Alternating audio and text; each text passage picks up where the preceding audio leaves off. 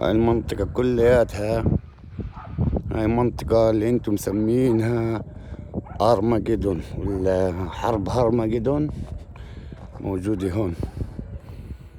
هاي اسمها ذاك اللي هناك اسمه جبل مجدو هرمجدون. هار يعني جبل، مجدو هذا جبل مجدو. هذا اسمه مرج ابن عامر بين تلول. هنا في تلول وعلى الجهة الثانية في تلول. هذا الجبل اللي هناك إذا سمعتوا سيدنا عيسى بآخر الزمان بده يوقف على جبل اسمه جبل الطور، عليه كنيسة. هذا الجبل عليه كنيسة هون. والله هذا الجبل أبقى أجيب لكم، أروح أصور لكم إياه من قريب. هذا الجبل اسمه جبل الطور.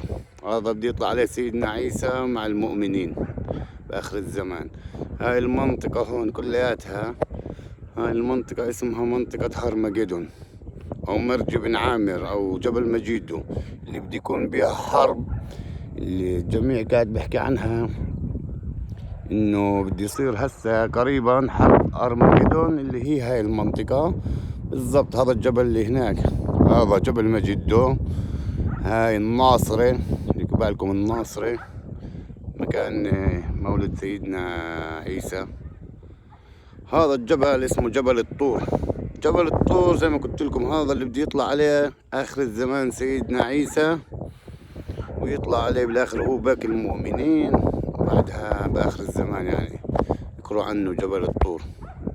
وهاي المنطقة كلياتها اسمها منطقة الناصر، مرج بن عامر، أو اللي هي انتم بتحكوا عنها هسه. هاي المنطقة اللي هي منطقة هرمجدون. على فكرة إذا بتنتبهوا هون فيش بيوت. هاي الأرض بيقدروش يبنوا بيها بيوت من المرة.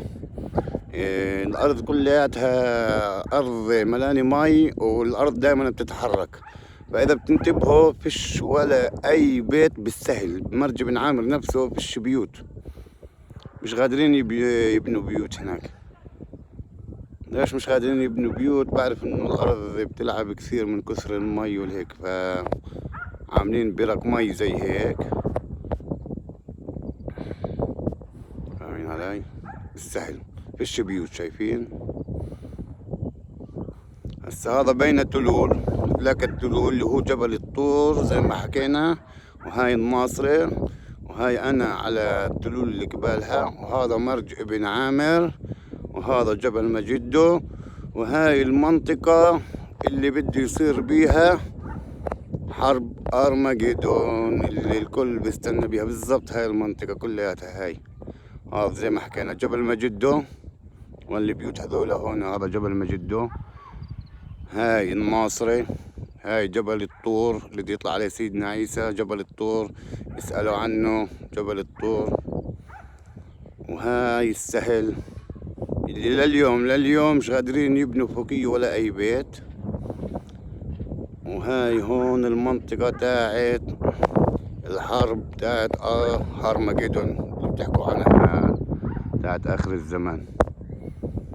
يعني قبال البيت مش بعيدة عني، أنا واقف باب بيتي بصور بيها. يعني لنشوف، اتفرج عليها عن سطح البيت.